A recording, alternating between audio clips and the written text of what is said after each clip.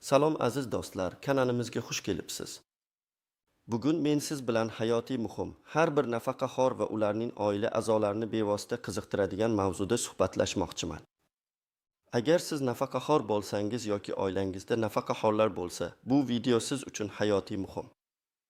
Chunki bugun sizga may oyidan boshlab ba'zi to'lovlardan to'liq ozod bo'lishingiz mumkin bo'lgan imkoniyatlar haqida gapirib beraman. Tasavvur qiling, bu pullar sizning cho'ntagingizda qoladi, oilaviy budjetingizga qo'shimcha yordam bo'ladi. Bu ma'lumotni eshitganingizdan keyin darhol harakat qilishingiz mumkin. Shuning uchun videoni oxirigacha diqqat bilan tomosha qiling. Hech bir muhim detallarni o'tkazib yubormang. Hozirning o'zidayoq kanalimizga obuna bo'lishni va ushbu videoga like bosishni unutmang.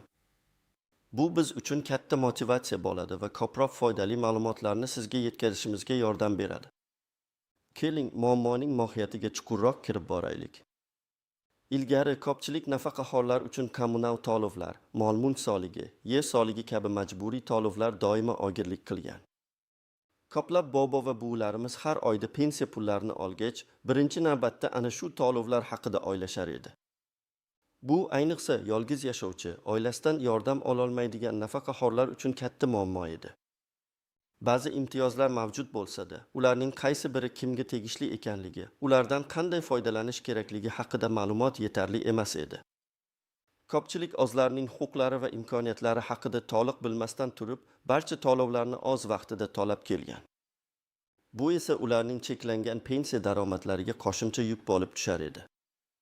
Lekin hozir vaziyat biroz o'zgargan. Aniqroq aytadigan bo'lsak, mavjud imtiyozlar haqida xabardorlikni oshirish va ularni qo'llash mexanizmlarini soddalashtirishga katta e'tibor qaratilmoqda. May oyi aynan shunday muhim davr hisoblanadi. Nima uchun aynan may oyi deb so'rashingiz mumkin. Chunki ko'pincha bu davrda mol-mulk va yer soligi bo'yicha bildirishnomalar aholiga yetib keladi. Shuningdek, ijtimoiy himoya dasturlari doirasidagi imtiyozlarni qayta ko'rib chiqish yoki yangilariga murojaat qilish uchun qulay vaqt hisoblanadi. Hukumat nafaqaxo'rlarni qo'llab-quvvatlashga doimiy e'tibor qaratib keladi. Ammo bu imtiyozlardan foydalanish uchun pensionerlarning o'zlari ham faol bo'lishlari lozim. Bugun men sizga aynan qaysi to'lovlardan ozod bo'lishingiz mumkinligi, buning uchun nima qilish kerakligi va qanday hujjatlar talab etilishi haqida to'liq va tushunarli tilda gapirib beraman. Sizning huquqlaringizni bilishingiz va ulardan foydalanishingiz uchun bu ma'lumotlar juda muhimdir. Asosiy qism 1. Batafsil tahlil. Keling, avvalo siz bilishingiz kerak bo'lgan eng muhim jihatlarga to'xtalib o'tamiz. Shuni ta'kidlash joizki, barcha nafaqaxo'rlar barcha to'lovlardan avtomatik ravishda ozod etilmaydi. Buning uchun aniq mezonlar va qoidalar mavjud. Shularni bilish orqali siz o'zingizga tegishli imtiyozlardan to'liq foydalanishingiz mumkin. Mol-mulk soligi, kvartira yoki uy uchun soliq. Bu eng keng tarqalgan soliq turlaridan biri bo'lib, ko'plab nafaqaxo'rlar uchun jiddiy yuk bo'lishi mumkin. Ammo O'zbekiston Respublikasi Soliq kodeksida nafaqaxo'rlar uchun mol-mulk soligi bo'yicha bir qator muhim imtiyozlar belgilangan. Kimlar imtiyozga ega? 1. Yolg'iz yashovchi nafaqaxo'rlar. Agar siz yolg'iz nafaqaxo'r bo'lsangiz va o'zingizga tegishli birgina uy yoki kvartirada yashasangiz, u holda siz ushbu mol-mulk soligidan butunlay ozod bo'lishingiz mumkin. Bu shuni anglatadiki, davlat sizga yagona turar joyingiz uchun soliq yukini nolga tushiradi. Bu juda katta yordamdir, chunki ko'pchilik pensionerlarning asosiy xarajatlari aynan turar joy bilan bog'liq bo'ladi. Bu imtiyoz sizning pensiya daromadingizning katta qismini tejashingizga imkon beradi. 2. Nogironligi bo'lgan nafaqaxo'rlar. Agar siz nafaqaxo'r bo'lsangiz va shu bilan birga I va I guruh nogironligiga ega bo'lsangiz, siz ham mol-mulk soligidan ozod qilinishingiz mumkin. Bu yerda nogironlik darajasi muhim rol o'ynaydi va bu imtiyoz nogironligi bo'lgan shaxslarni qo'llab-quvvatlashga qaratilgan davlat siyosatining bir qismi hisoblanadi. 3. Urush faxriylari va ularga tenglashtirilgan shaxslar, Ikkinchi jahon urushi qatnashchilari, mehnat fronti faxriylari va ularga tenglashtirilgan shaxslar uchun ham mol-mulk soligidan to'liq ozod etish nazarda tutilgan. Bu ularning vatan oldidagi xizmatlari uchun davlat tomonidan ko'rsatilayotgan hurmat va ehtirom belgisidir. Imtiyoz qanday ishlaydi? Mol-mulk soligi imtiyozlari odatda mol-mulkning soliqqa tortiladigan bazasini ma'lum bir miqdorga kamaytirish yoki butunlay olib tashlash orqali amalga oshiriladi. Nafaqaxo'rlar uchun bu ko'pincha ularning yagona turar joyi uchun soliqqa tortiladigan qiymatni butunlay nolga tushirishni anglatadi. Ya'ni, agar sizning uyingiz yoki kvartirangizning kadastr qiymati soliqqa tortiladigan bazadan oshsa ham, siz imtiyoz doirasida ushbu soliqdan ozod etilasiz. Bu juda muhim nuansdir, chunki bu imtiyozning miqdori sizning mol-mulkingizning qiymatiga bog'liq bo'lmaydi, balki sizning ijtimoiy holatingizga asoslanadi. Hayotiy misollar. Misol 1. Oymaxon buvi 70 yoshda. Turmush o'rtog'i vafot etgan, yolg'iz yashaydi. Uning nomida Toshkent shahridagi 60 kvadrat metrlik kichkina 2 xonali kvartira mavjud. Oymaxon buvi faqatgina pensiya daromadi bilan kun kechiradi va har yili mol-mulk soligini to'lash uning uchun qiyinchilik tug'diradi. Endi u bilishi kerakki, yolg'iz nafaqaxo'r sifatida o'zining yagona turar joyi uchun mol-mulk soligidan to'liq ozod bo'lish huquqiga ega. Buning uchun u soliq idorasiga murojaat qilib, tegishli arizani topshirishi va pensiya guvohnomasini taqdim etishi kerak. Natijada u har yili 300 so'm atrofida bo'lgan mol-mulk soligidan ozod bo'lib, bu pullarni o'z ehtiyojlariga sarflashi mumkin bo'ladi. Bu uning uchun yozgi mavsumga tayyorgarlik ko'rish yoki dori-darmon sotib olish uchun juda katta yordamdir. Misol 2. Akmal aka 85 yoshda, Ikkinchi jahon urushi qatnashchisi. Toshkent viloyatida 120 kvadrat metrli uyda yashaydi. Bundan tashqari, uning nomida kichkina bog'chasi bor yozgi hovli, dacha ham mavjud. Akmal aka urush faxriysi bo'lganligi sababli, u nafaqat o'zining asosiy uyi, balki barcha turdagi mol-mulki uchun mol-mulk soligidan to'liq ozod qilingan. Bu imtiyoz uning barcha turdagi ko'chmas mulkiga nisbatan qo'llaniladi. Shunday qilib, u ikkala mol-mulki uchun ham soliq to'lashdan xalos bo'ladi. Bu uning tinch va osoyishta hayot kechirishiga yordam beradigan muhim yordamdir. Yer soligi tomorqa yoki bog' yerlari uchun soliq. Nafaqaxo'rlar uchun yer soligi bo'yicha ham muhim imtiyozlar mavjud. Bu ayniqsa qishloq joylarda yashovchi, o'z tomorqasidan dehqonchilik bilan shug'ullanuvchi pensionerlar uchun dolzarbdir. Kimlar imtiyozga ega? 1. Nafaqaxo'rlar umumiy kategoriya sifatida jismoniy shaxslardan olinadigan yer soligi bo'yicha soliq kodeksining 429 moddasiga muvofiq nafaqaxo'rlar ma'lum bir yer uchastkalari uchun soliqdan ozod qilinadi. Bu odatda uy-joy qurilishi va tomorqa xo'jaligi uchun ajratilgan yer uchastkalariga taalluqlidir. 2. Ayrim hududlarda qo'shimcha imtiyozlar. Ba'zi hududiy hokimiyatlar o'z qarorlari bilan nafaqaxo'rlar uchun qo'shimcha yer soligi imtiyozlarini joriy etishi mumkin. Bu mahalliy byudjet imkoniyatlaridan kelib chiqqan holda amalga oshiriladi. Imtiyoz qanday ishlaydi? Odatda nafaqaxo'rlar yer soligidan 6 sotixgacha bo'lgan yer uchastkalari uchun ozod qilinadi. Ya'ni, agar sizning tomorqa yer uchastkangiz 6 sotixdan oshmasa, u holda siz bu yer uchun soliq to'lashdan to'liq ozod bo'lasiz.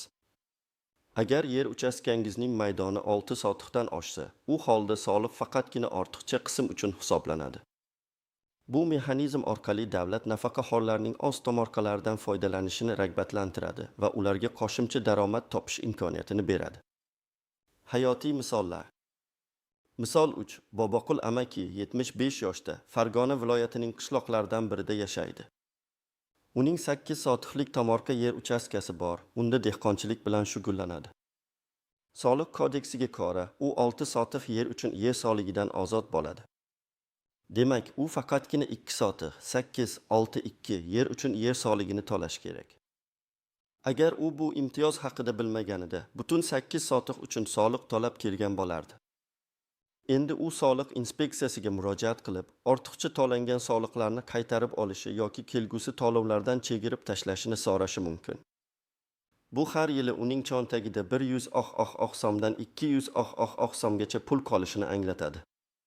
Misol 4. Gulchehra opa 68 yoshda Toshkent shahri yaqinidagi bog'dorchilik shirkatida 4 sotixlik bog' yeriga ega. Bu yerda u sabzavot va mevalar yetishtiradi.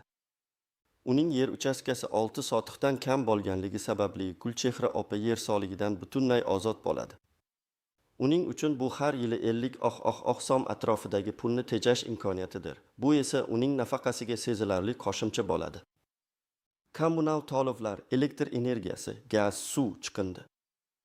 Kommunal to'lovlar bo'yicha nafaqaxo'rlar uchun to'liq ozodlik kamdan-kam holatlarda uchraydi. Ammo ijtimoiy himoya mexanizmlari doirasida sezilarli yordam va subsidiyalar mavjud.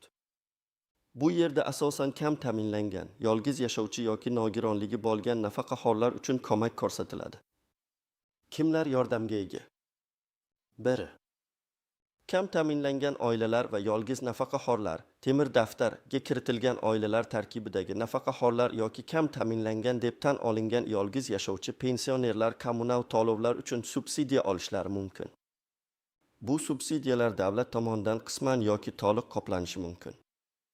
Bu shuni anglatadiki, ularning kommunal to'lovlariga sarflanadigan mablag'ning bir qismini davlat o'z zimmasiga oladi. 2. Nogironligi bo'lgan shaxslar ba'zi hududlarda yoki aniq ijtimoiy dasturlar doirasida I va I guruh nogironligi bo'lgan nafaqaxo'rlar uchun kommunal to'lovlar bo'yicha imtiyozlar odatda chegirmalar ko'rinishida mavjud bo'lishi mumkin. Bu har bir hududning mahalliy hukumatining qarorlariga bog'liq bo'lishi mumkin. Imtiyoz qanday ishlaydi? Bu turdagi yordam odatda ijtimoiy himoya doirasida amalga oshiriladi. Ya'ni sizning daromadingiz va yashash sharoitingiz baholanadi. Shundan so'ng sizga tegishli yordam tayinlanadi. Bu naqd pul shaklida subsidiyalar yoki to'g'ridan-to'g'ri kommunal xizmatlar uchun to'lovlardan chegirib tashlash orqali amalga oshirilishi mumkin. Bu tizim orqali eng muhtoj nafaqaxo'rlar qo'llab-quvvatlanadi. Hayotiy misol.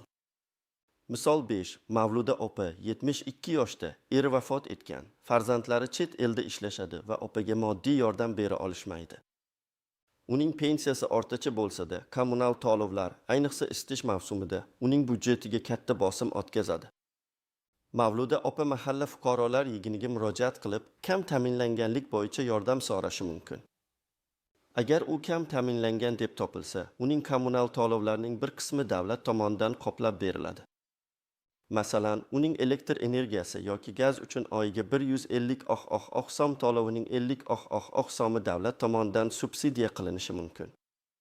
Bu kichikdek tuyulishi mumkin, lekin nafaqaxo'r uchun bu juda katta yordamdir. Asosiy qism 2. Istisnolar, qaltis jihatlar va noaniq nuanslar. Endi esa ushbu imtiyozlardan foydalanishda e'tibor berish lozim bo'lgan muhim jihatlar, istisnolar va qaltis nuanslar haqida gaplashamiz. Ko'pchilik aynan shu ma'lumotlarni bilmagani uchun o'ziga tegishli imtiyozlardan foydalana olmaydi. 1. Hamma nafaqaxo'rlar ham ozod emas. Yuqorida ta'kidlaganimdek, imtiyozlar umumiy qoidalar bo'yicha barcha pensionerlarga taalluqli emas. Ular aniq mezonlarga javob beradigan nafaqaxo'rlar uchun amal qiladi.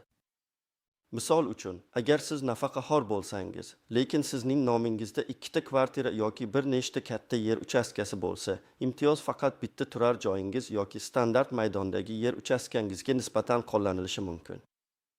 Qolgan mol-mulkingiz uchun to'liq soliq to'lashingizga to'g'ri keladi. Shuning uchun o'zingizning mol-mulkingiz ro'yxatini va ularga tegishli soliq yukini aniqlab olishingiz muhimdir. 2. Ko'p sonli mol-mulklar. Agar nafaqaxo'rning bir nechta uy-joyi yoki katta yer uchastkasi bo'lsa, imtiyoz odatda eng kam soliq yukiga ega bo'lgan yoki qonun bilan belgilangan standart miqdordagi mol-mulkka nisbatan qo'llaniladi. Masalan, bir nafaqaxo'rning shaharda kvartirasi va qishloqda uyi bo'lsa, odatda soliqdan ozod qilish bir turar joyga beriladi. Qaysi biri tanlanishi esa sizning arizangizga va soliq idorasining qoidalariga bog'liq bo'ladi. Ba'zi hollarda eng arzon mol-mulk avtomatik tarzda imtiyozga tortiladi, lekin siz o'zingiz uchun qaysi biri foydaliroq ekanligini belgilab, uni tanlashingiz mumkin. Bu nuansni bilish juda muhimdir. 3. Marhum nafaqaxo'rlar. Agar mol-mulk marhum nafaqaxo'r nomida ro'yxatdan o'tgan bo'lsa va uning merosxo'rlari mulkni o'z nomlariga rasmiylashtirishga ulgurmagan bo'lsa, mol-mulk soligi odatda merosxo'rlardan undiriladi. Bunday hollarda merosxo'rlar mol-mulkni o'z nomlariga rasmiylashtirgandan so'nggina, agar o'zlari imtiyozga ega bo'lsa, undan foydalanishlari mumkin. Bu jarayonni kechiktirmaslik kerak, chunki soliq qarzlarining yig'ilishi jarimani keltirib chiqarishi mumkin. 4. Murojaat qilish zaruriyati, avtomatiklik yo'qligi bu eng muhim qaltis jihatlardan biridir. Ko'pchilik nafaqaxo'rlar pensiyaga chiqqach, barcha imtiyozlar avtomatik tarzda qo'llaniladi deb o'ylashadi. Afsuski, bu noto'g'ri tushuncha. Soliq imtiyozlari ko'pincha murojaat xarakteriga ega. Ya'ni siz tegishli idoraga shaxsan murojaat qilib, arizangizni va hujjatlaringizni taqdim etishingiz shart. Agar siz murojaat qilmasangiz, sizga soliq hisoblanib kelishi va siz bu soliqlarni to'lab kelishingiz mumkin. Bu holatda davlat sizning huquqingizdan foydalanmaganingiz uchun javobgar bo'lmaydi. Shuning uchun faollik ko'rsatish zarur. 5. Muddati, mol-mulk va yer soligi bo'yicha to'lov muddatlari odatda yil davomida bir necha bosqichda amalga oshiriladi.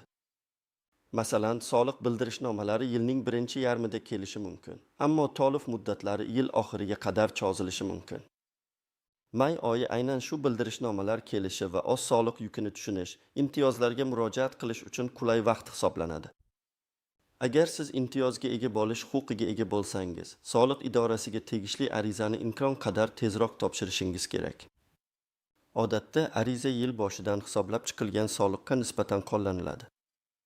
6.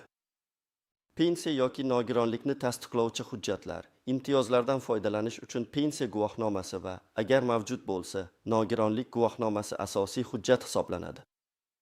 Ushbu hujjatlarsiz sizning nafaqaxo'r yoki nogiron ekanligingizni tasdiqlash imkonsiz bo'ladi. Ularni doimo tartibli saqlashingiz va nusxalarini tayyorlab qo'yishingiz lozim. 7. Vaziyat o'zgarishi. Agar nafaqaxo'rning ijtimoiy holati o'zgarsa, masalan, u yangi mol-mulk sotib olsa, turar joyini o'zgartirsa, oila tarkibida o'zgarishlar yuz bersa, masalan, yolg'iz nafaqaxo'r yoniga farzandlari ko'chib kelsa, u holda uning imtiyozlarga bo'lgan huquqi qayta ko'rib chiqilishi mumkin. Bunday hollarda siz tegishli idorani o'zgarishlar haqida xabardor qilishingiz shart. Aks holda sizga noto'g'ri hisoblangan imtiyozlar uchun jarima qo'llanilishi mumkin. 8. Mahalliy va respublika darajasidagi imtiyozlar. Ba'zi imtiyozlar butun respublika bo'ylab amal qilsa, boshqalari mahalliy hokimiyatlar tomonidan joriy etiladi. Mahalliy hokimiyatlar oz byudjet imkoniyatlaridan kelib chiqqan holda aholining ma'lum toifalariga qo'shimcha imtiyozlar berishi mumkin. Masalan, kommunal to'lovlar bo'yicha subsidiyalar ko'pincha mahalliy hokimiyatlarning qarorlari asosida amalga oshiriladi. Shuning uchun o'zingiz yashayotgan hududdagi mahalliy hokimiyatning qarorlari bilan ham tanishib chiqish foydali bo'ladi. Mahalla fuqarolar yig'inlari bu borada eng ishonchli ma'lumot manbai hisoblanadi. Amaliy maslahatlar, nima qilishingiz kerak? Endi esa eng muhim qismga o'tamiz. Bu imtiyozlardan foydalanish uchun siz aniq qanday amaliy qadamlarni bajarishingiz kerak? Qaysi idoraga murojaat qilish, qanday hujjatlar yig'ish va nimani yozish kerak? Men sizga bosqichma-bosqich ko'rsatma beraman. 1 qadam, oz imtiyoz huquqingizni tekshiring. Avvalo, yuqorida keltirilgan mezonlarga qarab, siz o'zingizning mol-mulk soligi, yer soligi yoki kommunal to'lovlar bo'yicha imtiyozlarga ega ekanligingizni aniqlang. Hujjatlaringizni ko'zdan kechiring. Pensiya guvohnomasi, nogironlik guvohnomasi, agar mavjud bo'lsa, mol-mulk, kadastr hujjatlari. Agar siz yolg'iz yashaydigan nafaqaxo'r bo'lsangiz yoki kam ta'minlangan oila a'zosi bo'lsangiz, bu faktlarni tasdiqlovchi hujjatlarning mavjudligiga ishonch hosil qiling. 2 qadam, tegishli to'lovlarni aniqlang. Sizga kelgan soliq bildirishnomalarini, mol-mulk soligi, yer soligi diqqat bilan ko'rib chiqing. Unda sizga qancha soliq hisoblanganligi va qanday mol-mulkka nisbatan hisoblanganligi ko'rsatilgan bo'ladi. Agar sizga soliq hisoblangan bo'lsa va siz yuqoridagi imtiyozlardan biriga ega deb hisoblasangiz, darhol harakat qilishingiz kerak. Agar kommunal to'lovlar bo'yicha yordamga muhtoj bo'lsangiz, oxirgi oylik kvitantsiyalaringizni tekshiring va ularning umumiy summasini hisoblab chiqing. 3 qadam, kerakli hujjatlarni to'plang. Murojaat qilish uchun sizga quyidagi hujjatlar kerak bo'lishi mumkin. Asl nusxalari va bir nechta nusxalari bilan. Pasport asl nusxasi va nusxasi. Pensiya guvohnomasi asl nusxasi va nusxasi. Nogironlik guvohnomasi agar mavjud bo'lsa, asl nusxasi va nusxasi. Mol-mulkka egalik huquqini tasdiqlovchi hujjatlar, kadastr pasporti, egalik huquqi guvohnomasi va hokazo, asl nusxalari va nusxalari. Bu uy-joy yoki yer uchastkasi uchun bo'lishi mumkin. Oilaning tarkibi to'g'risidagi ma'lumotnoma agar kam ta'minlanganlik yoki yolg'iz yashash holati uchun kerak bo'lsa. Uni mahalla fuqarolar yig'inidan olishingiz mumkin. Bank hisob varagingiz rekvizitlari agar sizga naqd pulsiz shaklda subsidiya o'tkazilishi kutilsa.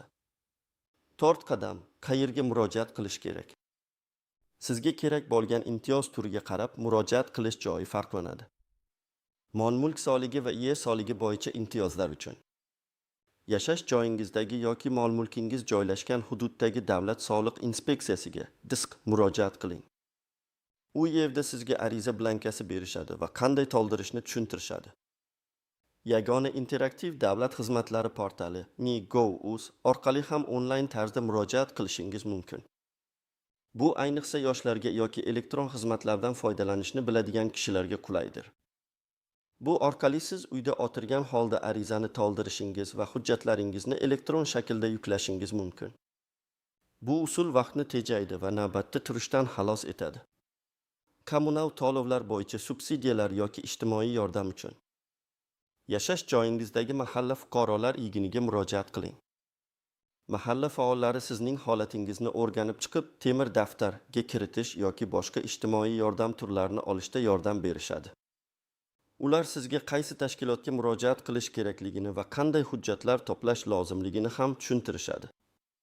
Pensiya jamg'armasiga ham murojaat qilib, qo'shimcha ma'lumot olishingiz mumkin. Ammo ular ko'pincha soliqlar emas, balki pensiya hisoblash bilan shug'ullanadi.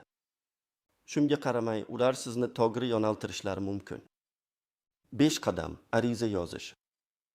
Arizani 2 nusxada yozish tavsiya etiladi. Bir nusxasini tegishli idoraga topshirib, ikkinchi nusxasida qabul qilgan xodimning imzosi, sanasi va muhrini qo'ydirib, o'zingizda saqlang. Bu kelajakda yuzaga kelishi mumkin bo'lgan har qanday tushunmovchiliklarni oldini olishga yordam beradi. Ariza oddiy va tushunarli tilda yozilishi kerak. Unda quyidagilar aks etishi lozim.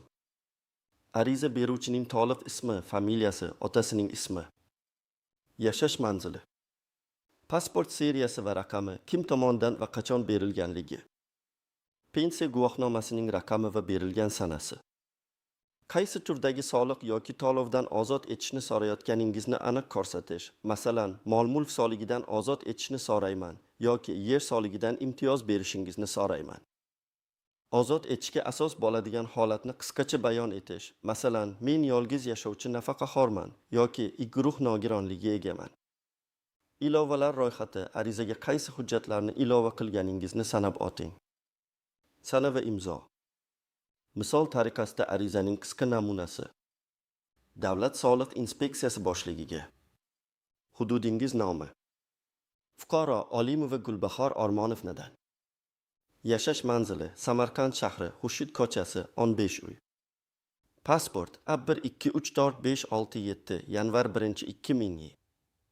Samarqand shahar IB tomonidan berilgan. Pensiya guvohnomasi 9876543 may 3-2010. Telefon raqami 998991234567. Ariza. Men Olimova Gulbahor Ormonovni nafaqaxo'r bo'lganligimni ma'lum qilaman. O'zbekiston Respublikasi Soliq kodeksining 423 moddasi 2-qismiga mol-mulk soligi uchun va 429 moddasi 1-qismiga yer soligi uchun muvofiq. Men mol-mulk soligidan va yer soligidan imtiyozga egaman. Hozirda mening nomimda faqat bitta, ya'ni Samarqand shahri, Xurshid ko'chasi, 15 uy manzilida joylashgan turar joy binosi mavjud. Shuningdek, ushbu turar joyga tegishli 6 sotix yer uchastkasi mavjud. Yuqoridagilarni inobatga olib, sizdan 2024 yil uchun hisoblangan mol-mulk soligi va yer soligidan imtiyoz berishingizni so'rayman. Ilovalar. 1. Pasport nusxasi 1 dona. 2. Pensiya guvohnomasi nusxasi 1 dona. 3. Mol-mulk kadastr hujjatining nusxasi 1 dona. Sana avgust 5-2024. Imzo Olimova G. 6 qadam arizaning holatini kuzatib boring. Arizani topshirgandan so'ng uning holatini kuzatib boring. Mi.gov.uz orqali murojaat qilgan bo'lsangiz, shaxsiy kabinetingizda arizangizning holatini tekshirishingiz mumkin. Agar shaxsan borgan bo'lsangiz, ma'lum bir muddatdan so'ng, odatda 15 ish kuni ichida telefon orqali yoki shaxsan borib murojaat holati haqida so'rang. Ba'zi hollarda qo'shimcha hujjatlar so'ralishi mumkin. Sabr-toqatli bo'ling va barcha so'rovlarga o'z vaqtida javob bering. Sizga imtiyoz berish rad etilsa, rad etish sababini aniq ko'rsatuvchi yozma javob talab qiling. Bu javob asosida yuqori turuvchi tashkilotlarga yoki sudga murojaat qilish huquqingiz bor. Xulosa va yakuniy chorlov. Aziz do'stlar, bugun men sizga nafaqaxo'rlar uchun may oyidan boshlab dolzarb bo'ladigan ba'zi to'lovlardan to'liq ozod bo'lish imkoniyatlari haqida juda batafsil ma'lumot berdim. Ko'rganingizdek, bu sizning huquqingiz va davlat tomonidan kafolatlangan yordam. Faqatgina siz bu imkoniyatlardan xabardor bo'lishingiz va o'z vaqtida harakat qilishingiz kerak. Mol-mulk soligi va yer soligi bo'yicha imtiyozlar, shuningdek, kommunal to'lovlar bo'yicha ijtimoiy yordam, bularning barchasi sizning hayotingizni yengillashtirishga qaratilgan. Esingizda bo'lsin, bilimingiz bilan qurollaning. Chunki bu pul sizning qonuniy haqqingizdir. O'zingizning huquqlaringizni bilish va ulardan foydalanish har bir fuqaroning burchidir. Bu video sizga foydali bo'ldi degan umiddaman. Bu ma'lumotni o'zingizning oila a'zolaringiz, do'stlaringiz va tanishlaringizga, ayniqsa nafaqaxo'rlarga yetkazishni unutmang. Ular ham bu imkoniyatdan foydalanishlari shart. Ushbu video haqida o'z fikrlaringizni va tajribalaringizni sharhlarda yozib qoldiring. Siz qanday imtiyozlardan foydalanasiz? Qanday qiyinchiliklarga duch kelgansiz? Sizning tajribangiz boshqalar uchun juda qimmatli bo'lishi mumkin. Videoga like bosing va kanalimizga obuna bo'lishni unutmang, chunki oldinda sizni yana ko'plab foydali va amaliy ma'lumotlar kutmoqda. Sog' bo'ling va o'zingizni asrang. Keyingi videolarda ko'rishguncha